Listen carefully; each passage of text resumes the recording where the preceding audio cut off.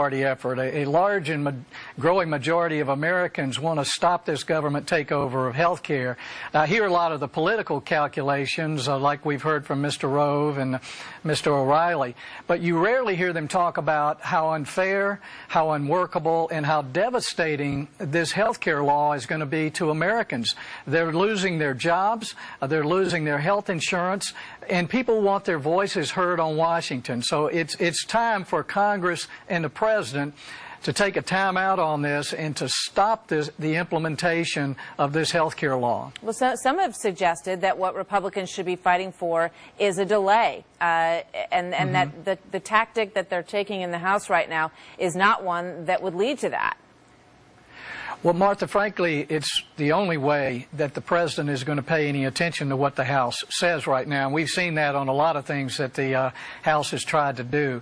And the President is going to cause a showdown, whether it be on the sequester, whether it be on the debt ceiling, or whether it be on the health care law.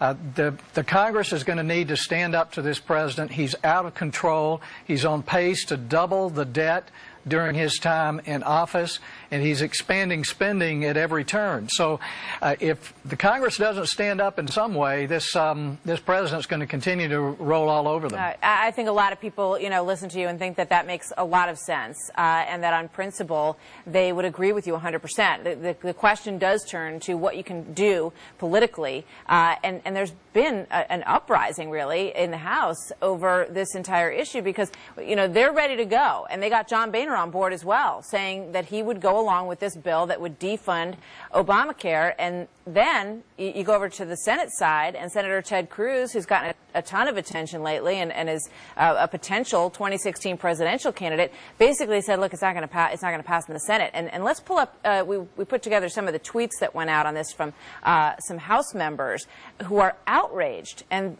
they feel like Senator Cruz bailed on them yesterday. Take a look at some of these. The House agrees to send CR to Senate that defunds Obamacare. Senator Ted Cruz and Senator Mike Lee refused to fight, wave white flag, and surrender. And there's one more, and there were a bunch more, but we just pulled a couple of them. Senate Republicans already declared defeat before the battle even begins. So much for standing up for the American people. What do you think about that?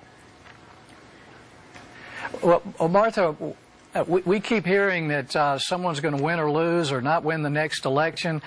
We need to keep bringing people back to the fact that this law is devastating to America, maybe the most devastating thing in a generation as far as what it does to not just our healthcare system, but our economy, our culture, how we think about ourselves as Americans. I mean, it is completely un-American in a lot of ways for us as a country to be thinking of government-run health care. So that's the point. At the Heritage Foundation, we look at the policy. We research what it's going to do to the people of this country. And when they say, okay, you might lose, we say, since when do Americans not fight for what's right because they're afraid they might lose?